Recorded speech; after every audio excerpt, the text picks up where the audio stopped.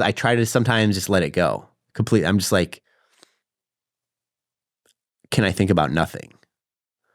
Why am I thinking about nothing? Can I actually just think about nothing? Can I actually just be here now? And I will go into gratitude around just, this is everything. This is as good as it gets.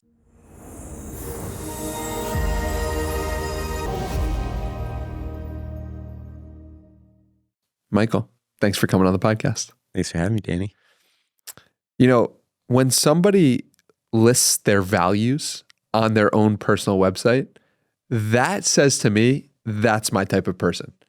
Because the process of going through and telling yourself and then telling the world, this is what I care about, is something that I resonate with. Even though I don't think I'd do that for my own self, but it inspired me and it made me want to think and ask myself, what do I value and what do I care about? And so I'd love to go through some of your values and some of the things that make you you and the things you care about so that people can have a greater understanding for who you are as a person and hopefully help inspire them in some way to live a life that is more true to them. Let's do it. And it's interesting what you said, just the meta value of even having values, whatever they are, I think is a helpful exercise. I mean, you have it on the top. You said listing values. The most important value is the meta value of knowing what your values are and being unafraid to stand up for them. There you go. With being unafraid to stand up for them, have you, when you say that, was there any specific situation that was coming to mind when you said that? I've gotten into different situations in life where I wish I'd been more vocal on certain aspects, and like with it's very specific. So I think there's instances with my wife. There's instances. Oh, so with my co-founder, we get along super well. I get along super well with my wife, super well with my co-founder in different ways. And there's been instances where like I was maybe going with their flow more. And part of like, I think with my co-founder, for instance, who I get along super well with, but there were times where like he has a very strong personality and I have a strong personality, but there's certain times where almost like avoid the conflict. I just like went with the flow. And I realized afterwards, I was like, you know what? I did us both a disservice because we both want to win at the end of the day. Like that's the thing that really matters to us. And so he might have pushed a certain way and I didn't push hard enough on a certain way to align to my truth.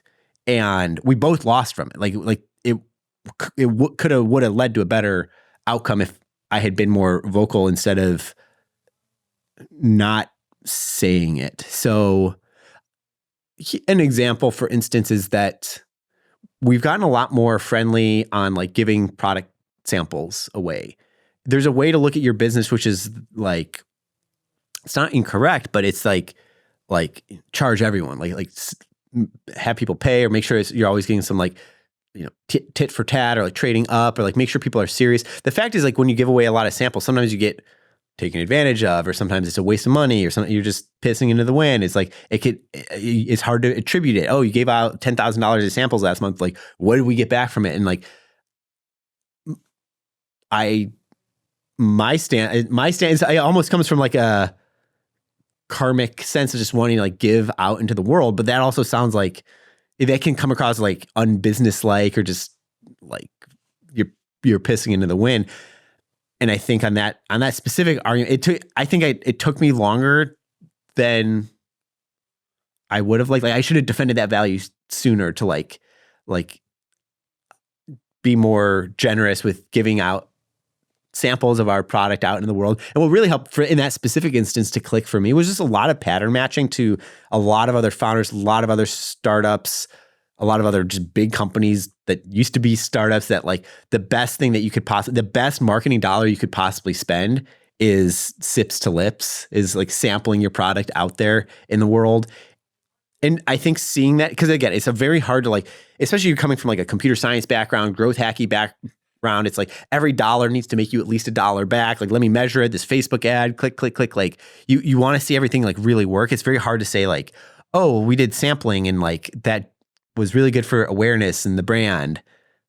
And it can come across as very like unquantifiable, but that like once you hear enough, I think business is actually a lot more art than science. And when you hear a lot of these other artists talking about the importance of just getting your product out into the world, then that helped me rationalize it in more of like a business, like objective way of like, oh, 10 out of 10 other food or beverage startups are like dying for every opportunity to like sample out their product. Like that helped me like get more solid on the point there. How would you, it's interesting because like in some sense you do need to listen to other people and get the examples of the past to inform your decisions of the future. But in other sense, you knew the right answer, or you felt like you knew the right answer internally, and you used the justification of what other people have done as a way to go forward. How could you in the future look towards your own voice and follow your own intuition faster? There's a moment of introspection probably inside of why I already felt that way that maybe was already inside of me to articulate that I didn't need to go do further research on, that if my intuition is do sampling. Because here's the thing with product sampling, if it doesn't work, if giving people your product and having them try it doesn't fundamentally grow your business, it's not a sampling problem. It's a problem that like your product's not good. And so you'd actually would rather hear that sooner. Like it's like the accelerationist argument. Like if that's going to bankrupt your business, like you're already bankrupt, like your business already doesn't work. Like if you're selling Oreos and like you give people Oreos and they're not like, that's a good cookie, like you stop selling your cookies. They suck. Like if you're not confident behind what you're doing to like hand people, if you can't like be Gatorade and hand out cups of Gatorade at the sideline of a football game for free, first time is free, like get people excited about it. If you can't do that, then the rest of your business doesn't even make sense. I guess to answer your question, like there were certain like maybe senses of intuition inside of me. And partly some arguments like cannot actually be won in the logical realm. And you actually need to go back to values, which is part of why I wrote all of this down, because there's certain axioms of your life you just can't really argue why it matters or doesn't matter. Like it just is, something just are, and you're not going to like logic around it. You can fundamentally believe that a meaningful life is a life where you're building stuff, where, hey, wouldn't it be cool to make the Golden Gate Bridge or write the next great American novel or direct a cool movie, like, and to build stuff, to be industrious, to like make cool stuff in life is like a life well lived. That is a stance that I take that someone else could absolutely not take. They can be like, that's nonsense. That, you're just you're not defined by your output. Like you're part of the capitalist cog in the machine, and you're whatever. You can have like a counter stance, and there's a fine counter stance for a person to take. I'm never going to win an argument with that person. They're never going to win an argument with me. And so if I'm in an argument, it can just come back to like, well, okay, this is my value. No amount of books and this and that. Oh, Adam Smith's this says, like, look at the way the economy, like no argument's gonna convince that person. So it just would come back to knowing your values. And I think that you can also get to some truth with other people, because like maybe they share values in a way. Maybe you're disagreeing on the specific instance, but if you go back down to values and like, hey, don't we both agree that like X, Y, Z? Then it's like, oh yeah, sure. And then you say, okay, well, in the specific instance that we're talking about, I'm really just trying to transpose that value onto the world. Like you're arguing with your significant other, your business partner, whatever. I mean, if we're talking about giving away product samples, for instance, it could be like, you just have a value on like, hey, we're going to like bias towards generosity. And I can't argue that. I can't, like, that's just a way to live life. Yeah. There's no rational behind it. So like if something's a coin flip in my life, like I always like 51% will bias it towards the more generous option. Like we're not going to prove if sampling works or doesn't work, but like it seems a little bit more generous. So, and then it's like, if my business partner also agrees on that, like, okay, we like to be just generous people. And there's some fuzziness around whether this particular business initiative works or doesn't work, but it feels more generous to do it than to not do it. okay, like we have this shared value. We're not going to get to like perfect rational answer on the end thing, but if we can come back to a value that we both agree in, then the problem kind of solves itself. Yeah.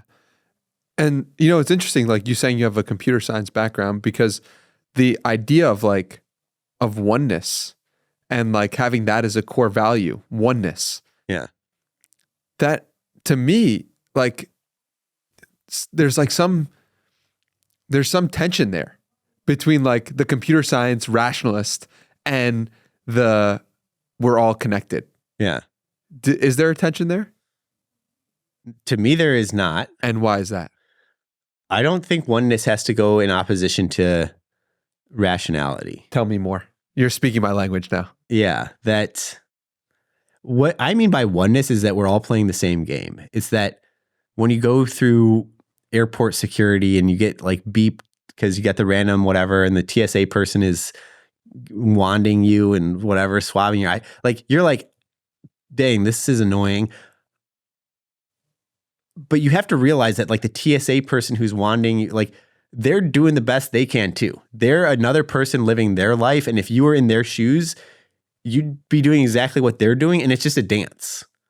They're dancing, you're dancing, and like you're playing tennis with someone else. Like you want to crush them, you want to win, you really want to win, but you also love them and appreciate them because without the other person smacking the ball back, there is no tennis match. You're just smacking the ball into the air. Like there's no there. Like it's all a dance. And if you were on the other side of the net, you'd be trying to crush you. So like you can't be mad at them if they win a point because they're doing what you're trying to do to them. Like it's something I always come back to is that if I'm ever at a spot in life where I feel like, a certain person is annoying, or it's like, well, would I be doing the same if I was in their exact spot? You're in a tough negotiation. I don't know. You're like, people have like beef with their landlord. And it's like, well, imagine you own this building and you're trying to protect your interest and like, this is property. And, you have a family, you're stressed out, you invested a lot here. The rental income is important to you, whatever the situation is. If you were in their spot, wouldn't you be doing the same thing? And then, okay, some things in life are just fundamentally opposed. Like there might just be this tennis player A, tennis player B are fundamentally opposed, but in a way it's more, there's something to me that's just like beautiful and delightful about it. And it doesn't have to, like, you don't have to hate the other tennis player. You can actually love the other tennis player, but also want to win very badly and have that like deep will to drive while also loving the guy on the other side of the net. And so that's what I mean by oneness, is that like we're all doing the same thing. And even when you find yourself on the opposite side of the net from someone, you're still the same person. You're still the same, like you're still the universe experiencing itself. Yes. You're still just this whatever initial spark of energy that led to it all. You're an instantiation of it that feels very super real to you. And it also feels very super real to the other 8 billion other people. And yet, like, it's not to say your thing doesn't matter, like that. Your experience is totally unique and special, but everyone feels that way too. It's a duality. There's a duality to it for sure, where you're part of the oneness, but you also have, I think, a responsibility to live your own best life that is your own, like, you're in your own, meat bag of life that has your certain amount of time on planet Earth, and do the best that you can. So there's duality, and I think that's okay too. That there's oneness, and as well as like trying to be your best version of yourself. And then I think rationality is it's just a tool.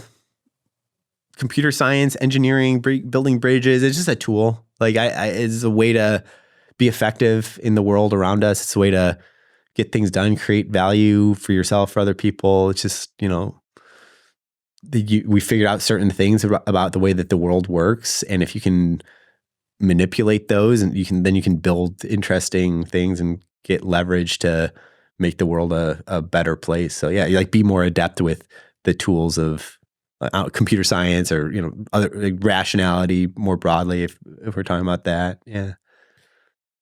What experiences of yours most contributed to the feeling of oneness? I can't remember ever not seeing it. that as a kid, I would always just think about, I would just like see another person and be like, what's it like to be that person? I would just like get lost in my imagination of like what that person's like, what their life is. Like, what are they doing right after this? Where are they going? What did they do right before this? Like, what is it like? And there was no like single click for me. I think just realizing that everyone's job is hard. Everyone's trying their best. Like, It's a pretty enlightened thought to come out of the womb with. I guess it's one of those thoughts where maybe you do come out of the womb with it, and then society quickly like beats it out of you, and then you have to go like catch it again back. But like maybe it wasn't beaten out of me by society, or maybe my parents nurtured it and I gravitated towards it. I think. How did your parents nurture that belief? I don't know if they made a concerted effort on that specific belief. I know my parents are super friendly. They were super, like they care a lot. My parents do a lot of advocacy work. They do a lot of work in like civil rights. So like my mom's an attorney and she represents people who are abused by the police in Chicago. So she always has lawsuits against the, there's a lot of like mistreatment of normal civilians by police. A lot of times it's like low income people, it's minorities. And my mom has always chosen to be on like that advocacy side that like, it's like the justice system only works as well as like the least, the least amount of justice served to a person. Like the most, if there's any part of the system that's broken, like we should all feel bad about it. That's very much my parents' thinking. That there's some good saying around this that escapes me, that like it's only as fair as like the way that the least fairly person is treated. It's something like that. That like how would you want to be treated if you were in that situation? Yeah. Like if you were low income, low education, like the police just come into your house and start grabbing stuff without a warrant. It's like, how would, like that doesn't seem fair. Like how would you want to be treated, defended? So my parents always had that level of this empathy and advocacy. If anything, I went more like, I think I held on to that, but I've also gone more like I'm trying to really build a company and like make a big impact, like create a lot of value, which I guess my parents they've created their own sense of value, their own definition of what value means in society. I guess I've gone more like strict, like I want to create like dollars in the bank, like create shareholder value for my company. Like I still holding on to sense of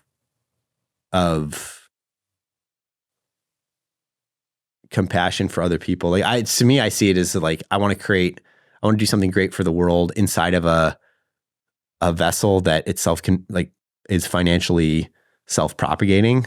Yeah. Patagonia founder Yvon Chouinard talks a lot about this, where like, he's like, he could have been like shaking a sign in the picket line about like environmentalism. He's like, in his book, Let My People Go Surfing, he talks about, he was like the most reluctant business person ever because he didn't like business people. He didn't want to get into business. He wanted to save the environment, save the salmon hatcheries.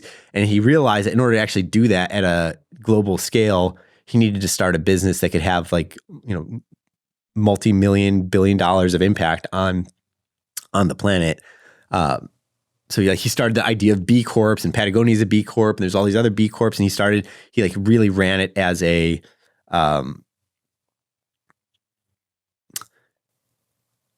his way of making a dent in the universe was to create a company inside of the capitalist system that was effective at capitalism and that used its extra profits to solve the problems that he wanted to solve. And also just use like the way that they manufacture clothing. I'm not trying to make this a total Patagonia ad.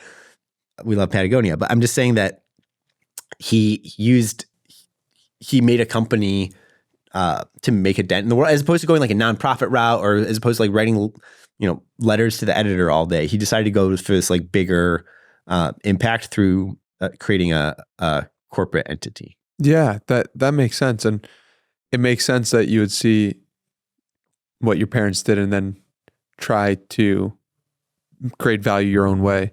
It's interesting. What came to mind for me was Mike Posner talking about how every time he is in the world, he harms people in unexpected ways. When he goes to retreat, he realizes like the ways in which he harmed people. And by like, even Mike Posner is a very conscious person, and he's like very much like wants to do the best for everyone. But at the same time, he's saying to himself like, oh, I really should have texted this guy back, or I really should have, so like, do you take breaks? Do you take sabbaticals? Do you take retreats? How does that work while trying to build this massive company for building huge shareholder value? I run a lot. I take these mini sabbaticals every day. I don't know if that's a cop-out answer. I really want to take more dedicated time off. I get by with at least every day I'm just out in nature, breathing hard for an hour, 2 hours, sometimes longer, just like getting, usually no phone, no nothing, just like getting in touch, like resetting my orientation on like, what do I want to do? Like, okay, all these things flying around, like what's my stance? Like, what am I doing in the world? Like it's important for me to be playing offense, coming to the day with an agenda. And so it's helpful on a daily basis to have that just like space to think it through and be like, okay, what are we going to do? What are we gearing up for today? Talking about running, of course. Yeah. Like inside of my running, that's what I think about. My mind just goes to it naturally. It's like, all right, what are we doing today? And ideas flow from there. And yeah, this is a good productive. There's something special about running. Like maybe if I was really good at just sitting, I think it's okay. I will not even say I think it's easier for me, and I think a lot of other runners, to go run for an hour and a half than it would be for me to just sit for an hour and a half. What are you hiding from? I don't know if I'm hiding from anything. I think when I run, the movement lets my mind, it like brings something out of my mind.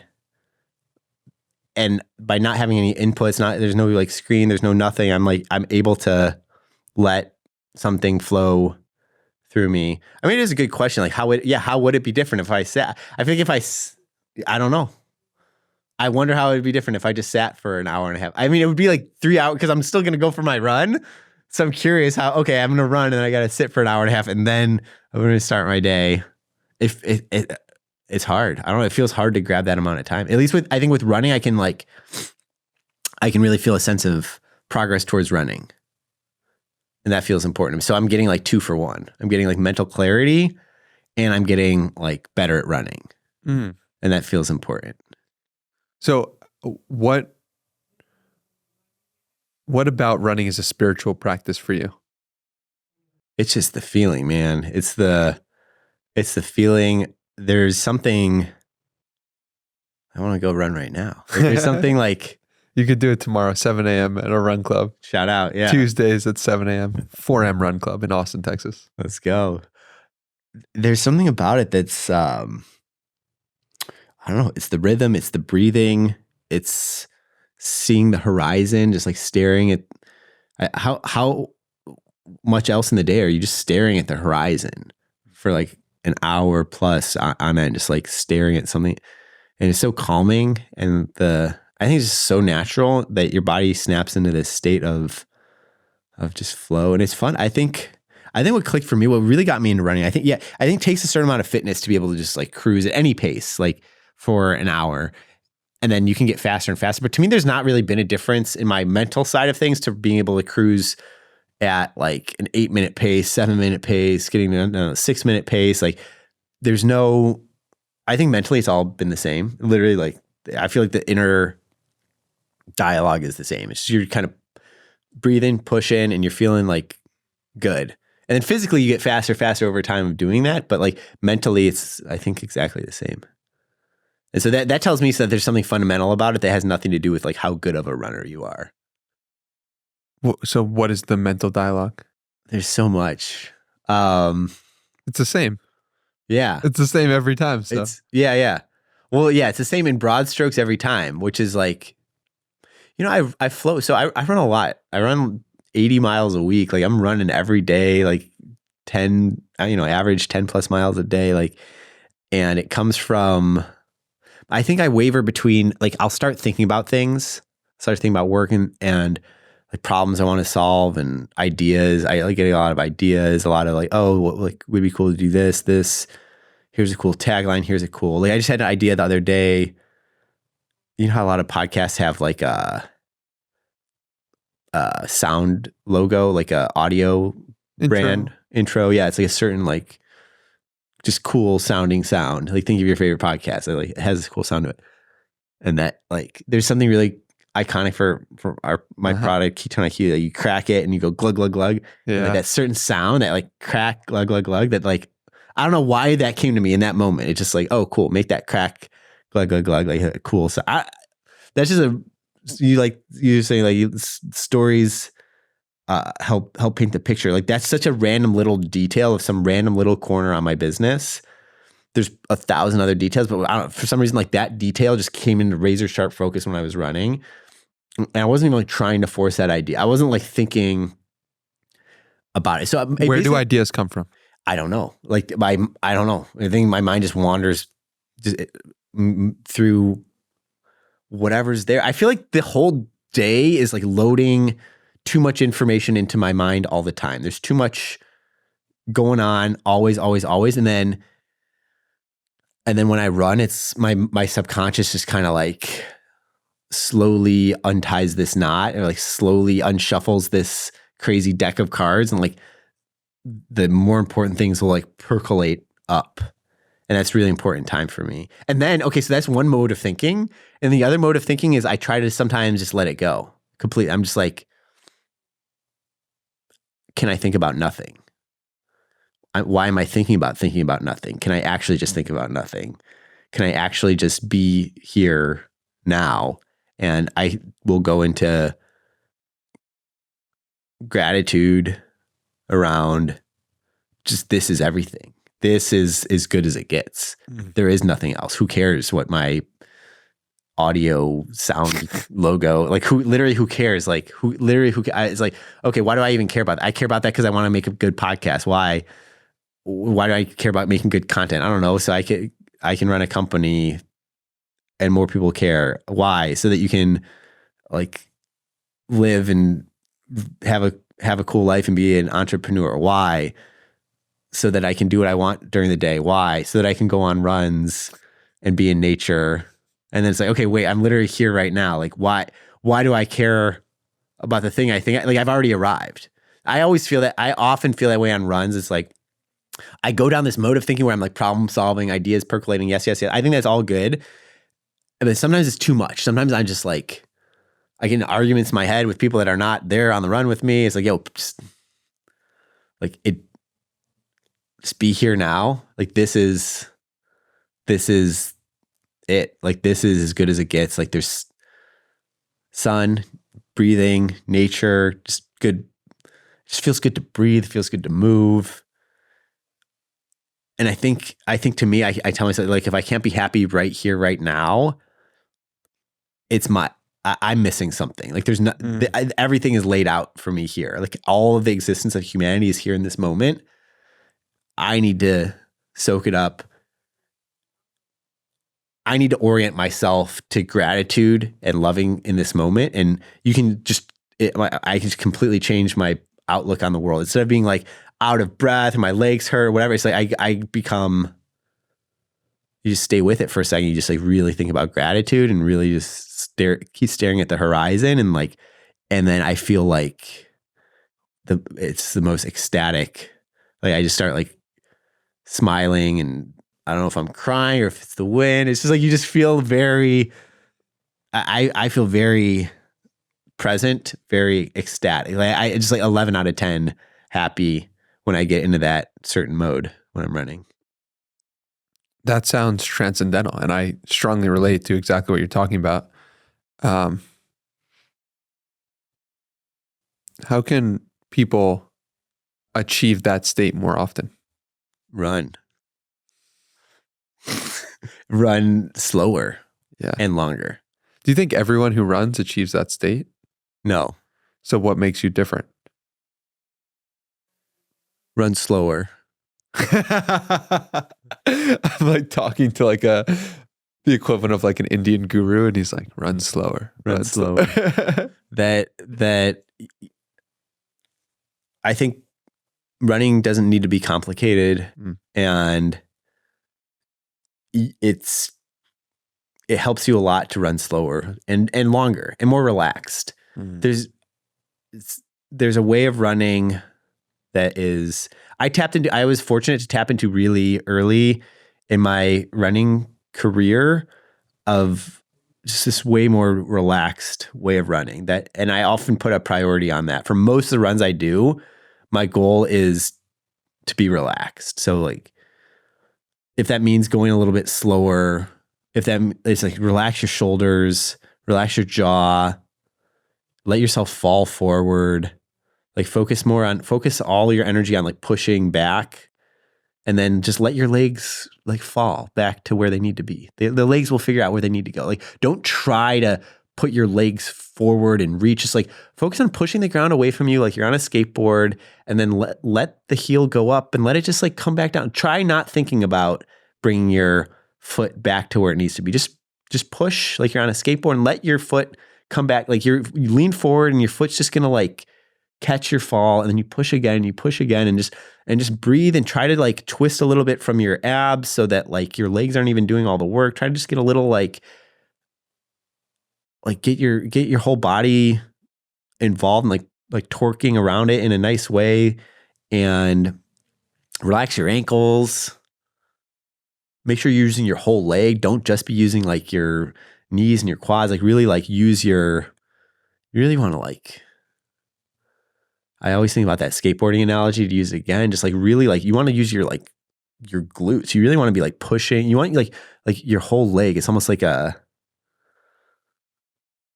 just thinking about like a calligrapher or something, like the whole stroke of your whole chain of your whole leg, and like spread out the work. Like don't force it all into your like tippy toes, your ankles, your calves, like your quads. Just like use your whole leg.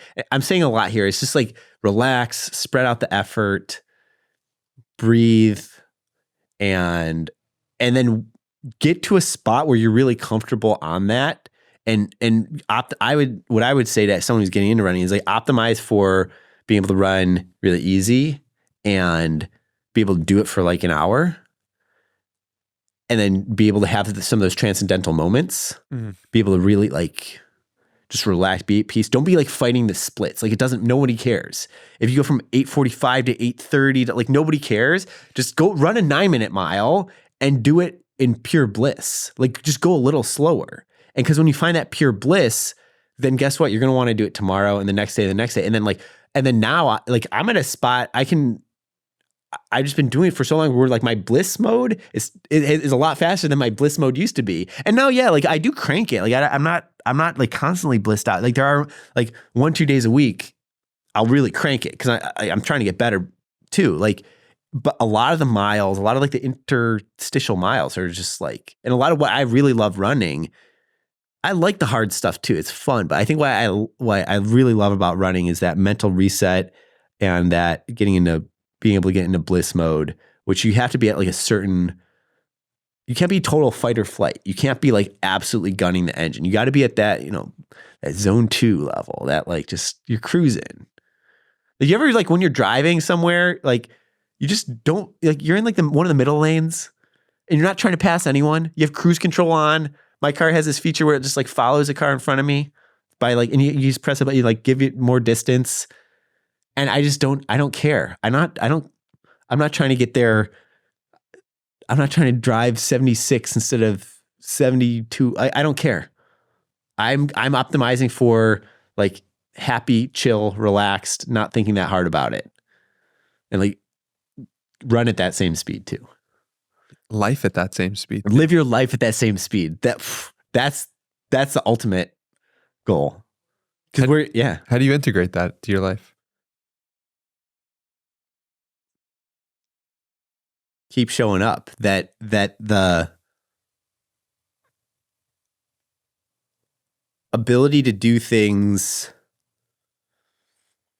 at that lower frequency where you're like enjoying it and you're relaxed inside of it is going to give you like so much more longevity. If you got like a blood vessel about to burst in your head every time you're driving from point A to point B, and like you got to pass this car, and all these guys in the fast lane are too slow as you're going in like the next lane over, and you're passing people on the where you shouldn't be, and then and then it's like, yo, it's like you're just running hot. And if you take that analogy into life in general, it's like, well, it's like, I don't know, you're running a team. It's like, yo, yeah, you can, I guess, always squeeze a little bit more out of people by yelling at them. But then like people are going to quit. Like people aren't going to have a good time. People aren't going to like, you could yell at someone and they'll do like task A a little bit faster. But then like, you also have to know like task B, C, D, E, F, G, H, I, J, K, L, all that they're also doing that you're not micromanaging them on. They're now saying like, F that, like my boss is like a prick. Like, so like, I'm saying this, I'm not perfect, like whatsoever. It's a constant exercise to work on. Like, how do you just try it a little bit more lightly so that like you want to push? Like, I'm not saying stay at home and sit on your couch either, right? That's not what we're saying. Like, like you're still going out for a run. You're still going from point A to point B. You're still like doing the thrust of the thing. You're doing it in a way that lets you tread a little bit more lightly, and then you get joy out of it, and then you do it. Then you can do it again and again and again and again and again and again and again and again, and then 435 episodes later, you're good at it. It's like it's going to take you 7 years to get good at it. So what really matters, the optimization to solve for is, how do I do this for 7 years? How do I show up every day for 7 years? And if that means I got to dial it down 10% today, that's fine. Because if that's going to let you show up tomorrow and again and again and again, then that's where you're really going to win. Like blowing it out, running hot today, and then you got to like take a day off. Like you're just stressed, you're not living your life well.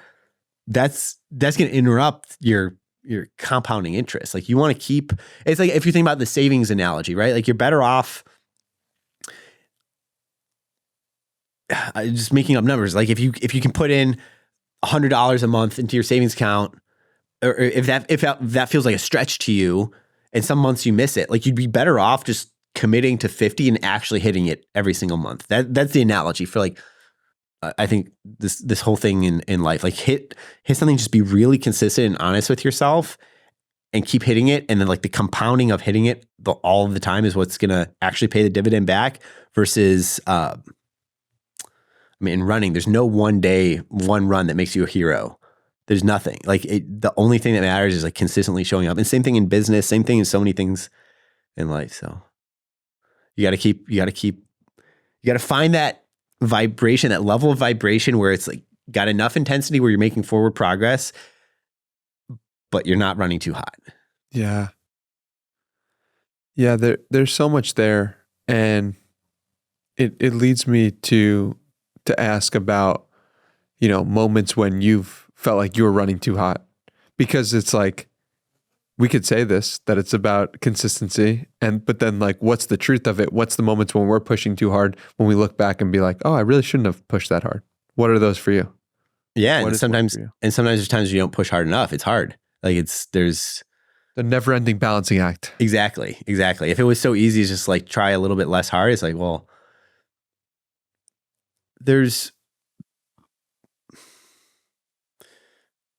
I think there's pushing hard, and then there's being effective. And what you really want to be is be effective. And sometimes pushing hard is the way. One of my values is pacing, that sometimes it's correct to go fast, and sometimes it's correct to slow the frick down. Yeah. And those are both completely true. Even take the most absolutely aggressive, take your Michael Jordan, take your most just aggressive, whatever, Wall Street, just like absolute gangster, like they will tell you about the importance of of being patient sometimes, and the importance of being aggressive other times. That the way that people achieve mastery is like, it's, you can't write it all one way or the other. And I think sometimes people want to like ascribe their personality, like, oh, I'm a really chill person, or like, I'm a really aggressive, I'm a dog. Like and what I realize is that it's both. And that the true wizardry, the true like mastery is being excellent at both and being able to dial into the modality that the situation calls for. And that, I'm saying this as a student of the universe trying to figure this out, that's just what I've seen. Like, you got to be able to like chill the hell out, and you got to be able to dial it down to 0. You got to be able to dial it up to 11, and you got to have the ability to do both. I have a daughter. I have this 2-year-old daughter. I've learned so much from her. And you learn from her, like, hey, the only way, if people have kids out there, they'll know exactly what I mean. And if you haven't had kids yet, this maybe hopefully helpful, is like, you cannot calm a crying baby unless you yourself are calm. So your baby's crying. You can't, if you come in there like pissed off, upset, oh, I was answering emails, I was on the blah, blah, blah, blah. They're going to like, they're less emotionally mature than you are by a lot. Like they will, a young child is going to match to your energy. So you're going to hold them on your chest, and you need to slow your heart rate down, and then they will hear it and feel it and smell it. And like, they will pick up what you are putting down. They will emotionally model to where you're at. But okay, cool. You have some important email to get to, or your team was about to score a touchdown, whatever you were trying to go and do, let it go. Like, you need to be here now. You need to like bring it down, bring your energy down to 0. And then your child is going to match you at where you're at. And then you're going to put your child back to bed, and then you're going to go to the other room, and you're going to dial the F up back to 11, right? You're going to go back into the boiler room. You're going to, and you need to have, I think that's the right analogy for life. Like, okay, you're going to go back and you're going to write the best damn business email that you were about to write. You're going to call that person back. You're going to whatever, like, and you're going to hop in. They both matter, and that both of those modalities matter tremendously, and you have to be able to navigate. Yeah. And it's interesting how the running analogy too, because the more you push yourself running, the higher your heart rate can go, which also means the lower your heart rate can go, which is a fascinating thing in talking about the dualities, because you push yourself hard, well, then you get the benefits of having a lower heart rate. It's huge. Like, you ever meet these like pro combat sports fighters? I was just thinking that. Like, some of the friendliest people I know. The like most calm. Yeah. Because they push themselves so much, and they know they could beat the hell out of anyone that they talk to. It's wild. It's just like super, super based. Like, they just know. Runners too. I'm sure it's the same way. Yeah, because I think when you're like actively signing yourself up for that level of pain, that like you're cranking it so hard that you're able, like, you don't need to let it out in some other area. You already let it out. You already let it out on the mat, or the run this morning, or tomorrow morning, or whatever. Like, you already have an outlet for it that's much more productive than like whoever you're about to like blow up at. I think a lot of people have, and again, I'm not, he without sin cast the first stone. Like, I don't want to even come across as like I have it figured out. I think in more, based moments of introspection, I see some things, but I also like F up a lot too, so as I'm, but one thing I've seen is that you can sometimes outlet your energy at the wrong person or wrong situation. And I think one thing I learned a lot with, I think my wife helped me realize this a lot too, because there's like the person so one human on the planet I'm absolutely closest with, and then also, I mean, everyone can inspect their own relationship with their significant other, that like sometimes that's like the person that you almost have the easiest time being mean to, because you know that person loves you no matter what. Yeah. And they're right there, and they're close, and that like, yeah, they love you no matter what. And you can find yourself being like very whack to like the exact last person in the world that you should be being whacked to, and that what you meant to be doing instead was to be saying XYZ to whatever, like someone that you're doing business with or some other situation, and that you didn't say it then, you didn't let it out of your system, you didn't go on your run this morning, like you didn't put it out there in a productive way to like actually address what it was. And so then you have this pent up energy that you're like swinging around to the wrong people in your life. It's like you can almost think of the like, I mean, this happens at work too, where sometimes like the most helpful people get the most work piled on, and it's like not fair to them, where they're the most helpful. So then they end up dealing with the most punches, whereas the person who's like kind of grumpy and bad at their job and no one wants to talk to them, like no one tries to assign them any work, versus like the friendly, smart, like thorough person gets everything assigned. It's like it's not fair. And I think just trying to correct that energy and just address, I mean, in that situation is like, you have to actually have the uncomfortable, direct conversation with the person who's like, maybe you're afraid to work with or whatever. Like you need to actually just talk to that person instead of like giving the diligent, pleasant person like the 11th different thing on their plate. I mean, one of your favorite quotes is, a person's success in life can usually be measured by the number of uncomfortable conversations he or she is willing to have, by none other than Tim Ferriss, one of the godfathers of podcasting. So like, how do you have difficult conversations? I drop into the mode of, this is performance art. I have a certain job. My job is, I'm the CEO of my company, and that has certain responsibilities, certain things I have committed to and agreed to, and that everyone that I've hired or everyone that I've taken investment dollars from, they have a certain set of expectations, and part of that set of expectations needs to be like, I need to fight on behalf of the business for core things that really matter. So those can be internally, like setting a higher standard of excellence, or pushing someone to having an uncomfortable conversation with someone if they're not meeting the mark, letting someone go if they're not meeting the mark. It can mean like, externally pushing people, negotiating, like saying no to things, really pushing people on certain deals, or not doing certain other deals, like pushing, a deal is about to close, but it's really not perfect. And like having that last uncomfortable conversation of like, look, really need to do it this way. Like really need to, having those uncomfortable conversations. I always put myself into, imagine I'm not me. Imagine I'm an alien from outer space dropped into my body, and I have the same set of like roles and responsibilities. How would I go and do it?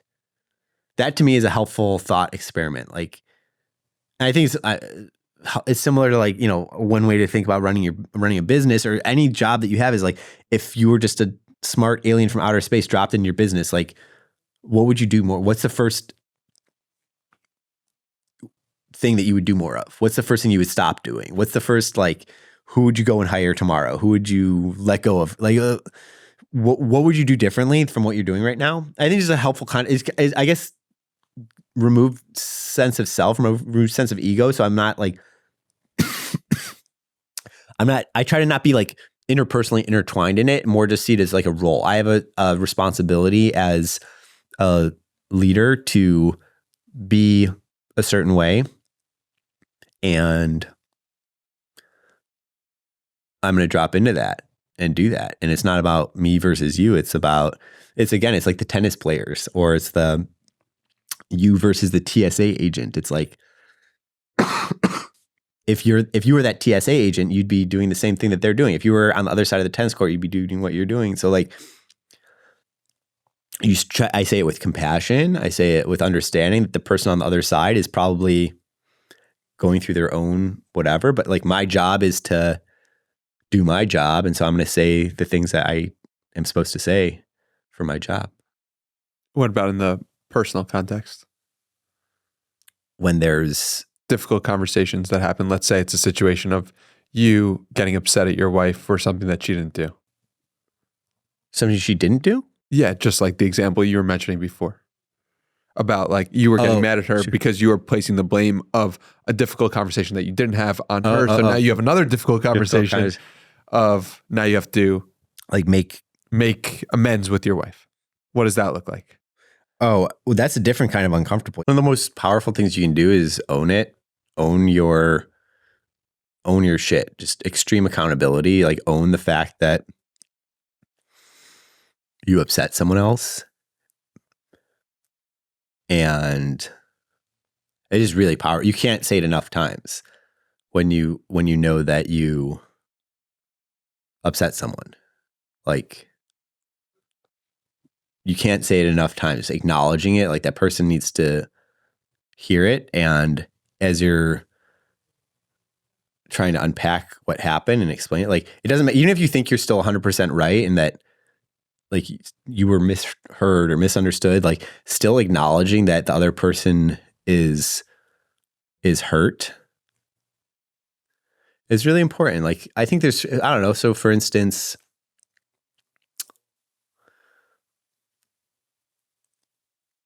there's, I don't know, I'll be like busy day at work, like very, very like stressed. Oh, here's an example. Like I sometimes wake up earlier or like early in the morning before my wife does. And so I'm already like in work mode at whatever, at like 6 a.m., whatever. And then she wakes up and like, if I'm overly like brusque with her, I'm not like, and I'm not trying to be, it's just like, I already got into like 3 different debates with this person, that person. I'm already like going, I already got this like person asking me weird questions out of left field. I already got someone, whatever. I'm already doing some stuff. So I'm not trying to be mean. I'm not trying to be rude to my wife. It's just that like I am in the wrong mode for where she's at. And like it's on me to own that. Mm-hmm. That like, yeah, I cannot change. I wasn't trying to do wrong. Like I'm, not guilty. Like it wasn't malintent. I wasn't trying to like shit on her morning, but I did. And like just owning that and like acknowledging that and like saying that and speaking it and verbalizing. And then you can make the choice of like, okay, am I willing to sacrifice? Am I willing to be different? Am I willing to be a little bit more flexible, plastic, to be within the energy vibe of this overall house that I operate and be a better teammate, member of this house? Can I do that while also being good at whatever war I'm fighting on my like laptop, on my Zoom calls, on my email? Like, can I put that away here? Can I be both? Can I have some duality? Can I be a certain way inside of this context? And can I jump into this other way in this other context? I think to answer the question, just because we're talking about interpersonal conflict and how to have those uncomfortable conversations. The main thing I keep coming back to is own it. Like acknowledge it. Just own it. Even if you don't think it's your fault, own the fact that you have an effect on people, even if that effect is very different from your intent. And you can even explain that. You can explain that your intent was X, but still own the outcome of what actually happened. And then take it from there. But that's always going to be a good starting point to get into any kind of uncomfortable situation. Just like own the fact that the things that you're doing are affecting other people. Yeah. It's interesting because we're living in more worlds than ever before, where it's like you're living in the world of business, you're living in the world of social media, and you're doing that also while in the same house as your wife. And then if you're in the world of running, and it's like you could experience all those worlds in a 1 hour time frame where your wife is still sleeping. Yeah. And so I think the concept of like living in multiple worlds is one that's under discussed because it's so new and because we don't have the right phrasing or terminology or ideas around like, what does it mean when I'm on social media for 30 minutes and that actually changes the world and how my brain is operating. And then I have to come back to the physical world. I was going to say the real world. It's all what's real and what's, so, and like, what are the best ways to go from world to world? It's like, these are what are the best ways to go from world to world? That's Do you have any huge. ideas? Well, I think that's a really good way to put it. First of all, I think the good insight that we have so many stacked on top of each other, and even inside of the digital world, you like switch from like work Slack over to Reddit, over to 4chan, over to Instagram. It's like you might be a different person on all of those. You might be anonymous on one of those. Like you might be very different, and so you're like switching all of these modes. One proposal, one idea is that try to not switch, in the sense like can you be solid? Can there be more sameness than not across them, where you're not even having to switch? Like you're able to,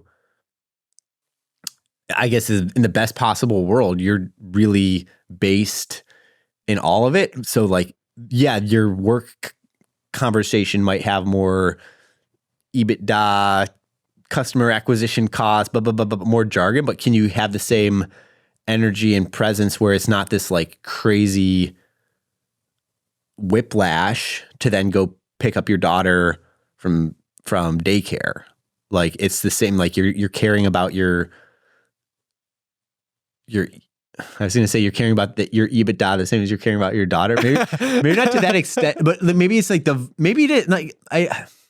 what I really mean to say is like the words, the energy that you carry, like the way that your voice carries, the way that you're treating everything can actually be, you can be flat across all of it. Yeah, checking your EBITDA is not that different from changing a diaper, is not that different. And can you have like a sameness about it where it's all just chopping wood and carrying water, and like, oh, are you grumpy about the EBITDA and you're happy, or maybe you're happy about the EBITDA, grumpy about the diaper, but you're happy about feeding your daughter because it's fun. No, you're mad because it's messy. You like your bookkeeper, you don't like your bookkeeper, but it's like, maybe you just let all of that go, and then you're able to more float across it all, because you're not packing it all with a bunch of unnecessary emotional responses to it. And if you can just see it more flat, you can maybe more easily switch. I'm just thinking through it live with you, Danny. Like maybe you just, if you're more flat on all of it, then you're able to flip through all of the modes of reality more easily, because you're not like having to put so much away when you switch from one world to the other. Yeah, well, that makes me think about how honesty leads to trust, leads to speed, which is related to you and your worldview. It's like, if you're honest about living in one world and another world, then you can go faster because you can switch from world to world easier because you're not lying to anyone. I agree. Honesty leads to trust, leads to speed is so core that like I think I met a lot of smart people, and I think no one is smart enough to be able to consistently, effectively lie really well without spending a ton of energy on like creating a second. How did Bernie Madoff do it? I mean, he got caught eventually. Yeah, I think. But I wonder if he expanded energy like with the lie, or he was just like living in it. Yeah, I think what you do if you go full sociopath is the lie becomes your reality. Yeah. I think what's really hard is like flipping between the two, where like, I think it's hard because I think you have, if you have two truths that are at odds with each other, then you don't do anything. Yeah, because like what did I tell you last time we met? Did I tell you I'm a chef, or did I tell you I'm a fifth grade teacher? Did I tell you I'm garbage man? Like, which am I? And having to like keep track of that, I think is like an impossible amount of mental overhead that even like super smart people can't. And I think some people are smart to a point where they're dumb because they think that they can outsmart the game by like tricking it. I basically don't believe in like trick plays or anything. I think like being honest, I think little things like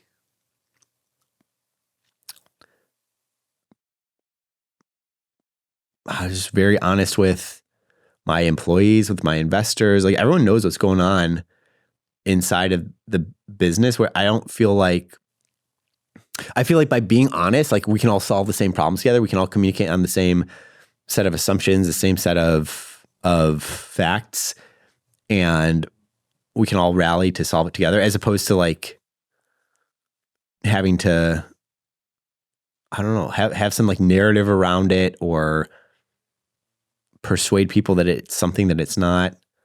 Yeah. I think trust,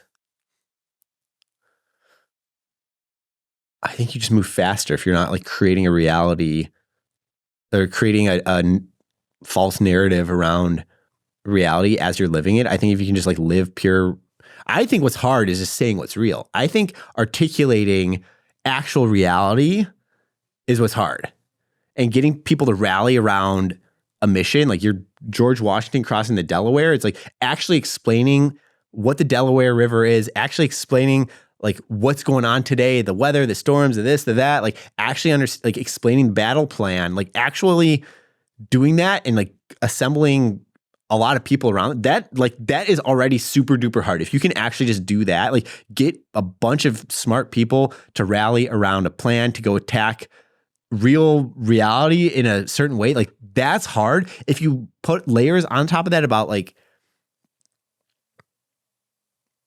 about lying about this or creating this false narrative around that, like it's complicated. It starts with truth with oneself.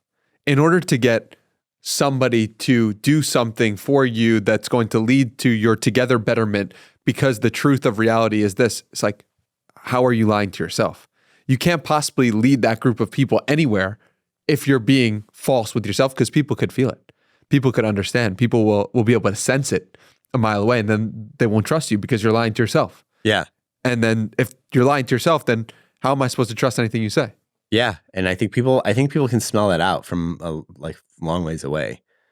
If you're being true with yourself, if you're being true with them. And I think if people feel like you shifted with them, I think it takes a long time to rebuild trust. I think you can erode trust like 10 times faster. I think if you do one nice thing, like even like little things like following up, like it's just little things like telling people that you'll send them the thing you said that you'd send them. Oh, I'll text you that later. And like actually texting them, like the little things I think go a long way. But I also say that like little erosions on that, I think hurt more than the positive things, if that makes sense. It's like showing up. If we say we're going to meet somewhere and like we both show up there, okay, a little bit of trust, like, okay, you're reliable. But if I don't show up one day and like, I just don't tell you, like those are not equivalent. Like Isn't that interesting? I'm going to need to show up like 10, 20 more times. You'll still probably remember and be like, yo, that was really weird. That one time that we were going to meet up. I didn't hear anything from you and you just didn't show up. Like what the F was that? Like it would take 10, 20 other times. How weird is that? Yeah, I don't know. It's because it's like pattern matching. And we're like pattern matching and because we need to know that the people that we're associating with are telling the truth to themselves. Yeah. Why do you have a tattoo of San Francisco on your body? I have a tattoo of the San Francisco Marathon, which was the first marathon I ran. And it's on my left arm, my inner bicep. And the marathon really changed me. The first time I really ran it, I think there was life for me before marathoning and then after. And I realized as it was happening, and then especially afterwards, not just like the running part. I think we've talked about a lot of aspects like deeper inside of running, just beyond just like, oh, I like running 26 miles at a time. That there was something inside of running that changed me. I think there was something in that process that made me, I just feel like I gained like decades of wisdom in like, I don't know. I trained, 4 or 5 months for it, like from the start.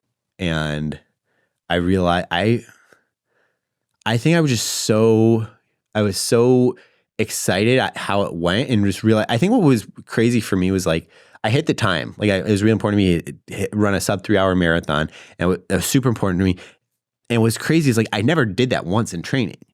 And the fact that I'd done all this training and I really trusted the process and I just ran every day. But I think, a lot of marathon runners, you do like a weekend long run, but it's never nearly as fast as your marathon speed. You'll like if you do like a weekend 20 miler, you go a lot slower than your like target race pace. So I do like, and then that's like your longest run. Then you're doing a lot of shorter runs during the week. So like I never had like touched it. I just trusted the process. I did a lot of running, and then it was just magic to me that like I never once did the thing that I wanted to do. I like kind of threw darts at it for 4 months. And then on race day, it all came together. And to me, that was transcendental. That was life-changing for me to realize that this big goal, because I think there was a part of me, like a more young, boyish part of me that will like, if you want something, like try and go grab it now today. I see. Try and go get it. Like and I think I just learned like this profound sense of patience in company building, family building, everything that like that gold that you want on the mountaintop, you can have it. You can totally have it, but you maybe can't have it today. And it's not a matter of like pull an all-nighter and lace your shoes up really tight and go like chase it like a dog. I think a younger version of me, like I would get into something, I would just like attack it like freaking Hercules, and then you're like, but then peter out really quickly, like fizz out really quickly, and realizing that other modality, I think I just click with me with marathoning in particular and changed my approach to everything. At what point did you know you were going to get the tattoo? It was later. I think it was like after I had integrated this into my I see. life and realized that it changed me. It was some, I got it probably a year and a half later. So it wasn't like at the mile 20 mark, you're like, I'm getting this tattoo. I'm going to finish it. No. I took it a big decision. Like, no, my parents, no one, my brother, sister, no one has a single tattoo. And my parents were pretty anti-tattoo. My parents had a lot of opinions, I'm realizing. They're just like anti-tattoo. I don't know why. Trying to think what they would say. I don't know, just like, don't mess up your body. Like, it's permanent. Like, you don't need that. Just, don't. I didn't ask them, obviously. I'm an adult at that point. I just told them afterwards. And my mom, my parents are actually surprisingly cool with it. I think at that point, I just like done enough weird. My parents also like wouldn't run a marathon or wouldn't do a lot of other like random stuff that I've done. So I let them know afterwards, and they were very cool with it. They're just, oh, that's Micahel. What voices in your head from your parents would you wish weren't there? Sometimes I think that they're more cautious than they need to be. So maybe I'm cautious sometimes on things where I don't need to be. Although I've also made a concerted effort. I heard this saying that like you're the way that you are either because of your parents or because of your parents. In spite of them or because of them? Yeah. And so yeah, there's certain aspects I think I've like made a concerted effort to be more like, it's like out there. Like it's interesting. Like my parents are like, when it comes to like a trip, like they'll really plan a trip. Maybe it's also a generational thing. I don't want to harp on them. It's like a trip's a big deal versus me. It's like, oh, there's something going on in New York, like in 3 days. Like I got an important meeting and maybe I can string together another couple things. Oh, a friend lives there I haven't caught up with. All right, we're going to New York. Yeah. And and then on the flip side of it, I also can't really plan like 4 months unless it's like a really important thing. But like, I think my parents are the opposite where it's like, oh, we're going on this trip. Like it's like the theme for months is like that this trip is happening and they're really like thinking about it. Maybe that's just generational, honestly. Like I really don't want to I think a lot of things changed in the last just like decades that have transpired. I think around attitude towards travel in particular, but I think in general, like just move a little bit different, a little bit quicker on certain decisions. I don't think I'm all the way through, but yeah, to answer your question, like maybe I still like sometimes stutter step more than if I had a different set of parents, but I love my parents. I'm not tripping. Yeah, no. And how do you think it will the things that you've taken from your parents, how do you think what parts of those do you want to pass on to your 2-year-old? My parents were really big on family dinner every night. I love that. Yeah. I mean, you have a great family as well, it sounds like. So like a lot of the warmth, just having the little things matter. And my wife and I talk about this a lot, that like, it's not the big trip to Disneyland or whatever it's the little things. If you just think about what memories do you have from like a very young age, they're like random. I don't know about you, but it's like, to me, it's like you're randomly like peeling a Band-Aid off at some point in the sand pit. You're randomly like just waiting. You're like in church staring at the ceiling for hours. I don't like, it's like these very random, it's whatever you think are these core memories that you're giving your kids. Like those probably are not the core memories. The core memories are like weird, random, like this, like, it's not Disneyland. It's like the trip in the car to Disneyland, or like I don't know. It's the little interstitial things. You can't make the big things happen. You can't make a memory form. It's interesting how like what ends up sticking as a memory or not. Yeah. Yeah. We have much less control over that. Yeah. Than what we think we do when we're planning these big trips, or as a parent. I'm not a parent, but I would assume that you're like, I'm going to give my kids some great memories. And then the truth is, the great memories is like that one time that you made macaroni and cheese with them and you let them stir the pot. Right. Like it's a little thing. And so I think it's important to be there for those little things, that like having dinner together, doing like the regular things together, just like showing up. Showing up for the little things is what really matters. I think my parents were really big on that, really good at that. Yeah, that's beautiful. I like to end these podcasts with challenges. A challenge points to the place in your heart you believe someone should take this conversation and actually do something with it in their own life. Does a challenge come to mind from anything we spoke about or something we haven't covered yet? Run a marathon. Yeah. I think you'll learn a lot about yourself. And I think it'll either force you to become a certain type of person, and that might be beautiful. Like you might tap into some really special thing, or it'll cook you and you'll learn something else. Like you'll learn. But I think most people have like a marathon in them. Mm. I don't think it's easy. I think some people have a much better advantage due to whatever body type and whatever. But I think a lot of people, like most people, have it in them at some level, because it's really about just putting in the work. And I think I challenge people to go run. I challenge people to go run a marathon and to see who they are on the other side of that. It's apropos that I'll be running my first marathon on December 2nd. Let's go. On Saturday. This episode might go live a day before. Wow.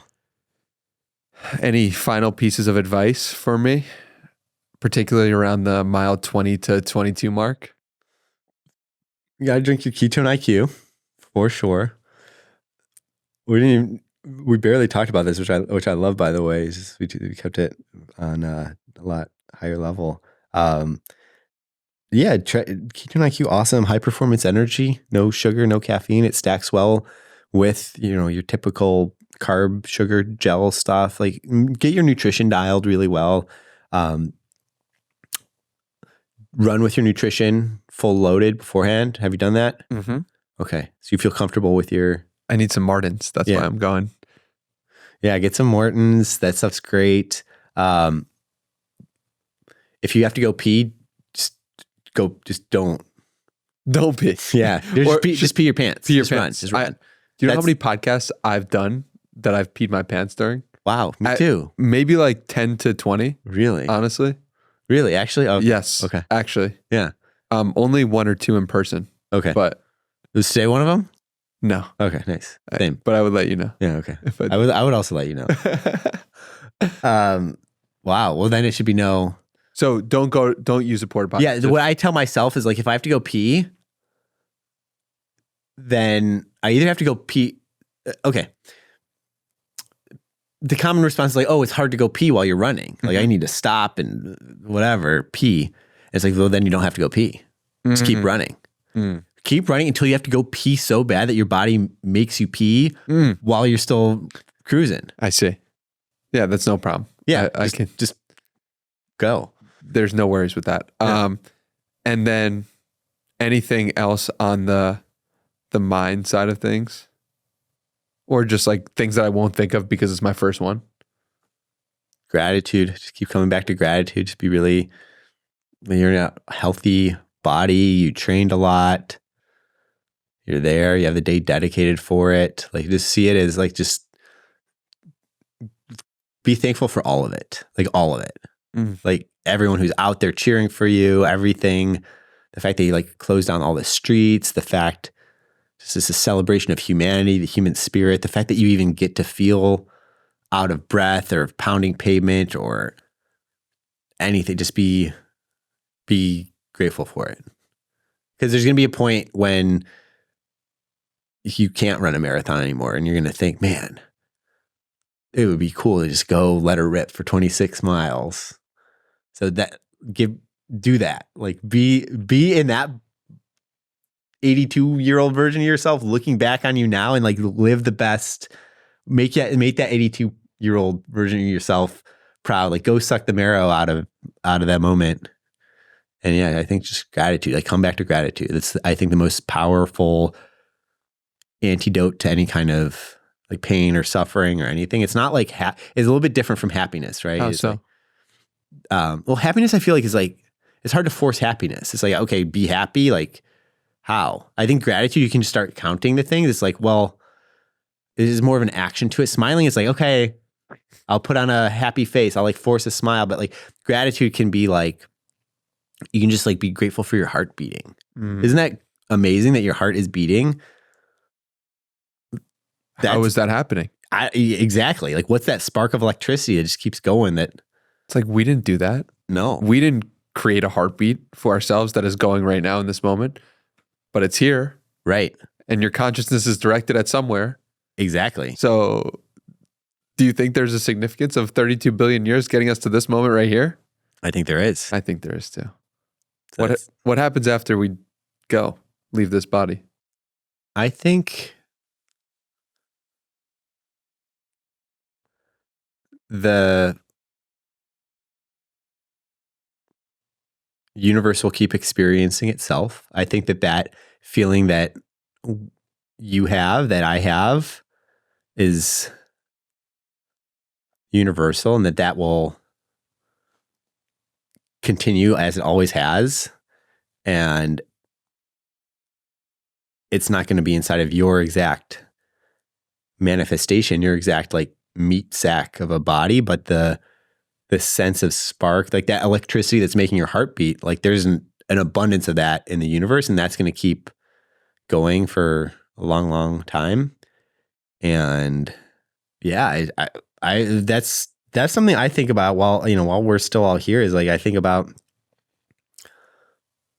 with, like with my wife, like, it's like, I love her. She loves me the way that like Anthony and Cleopatra loved each other. The way it's like this ancient thing. So like we think our love is like really special. Like, Amy, I love you. Michael, I love you. Like we think it's really special, and it is.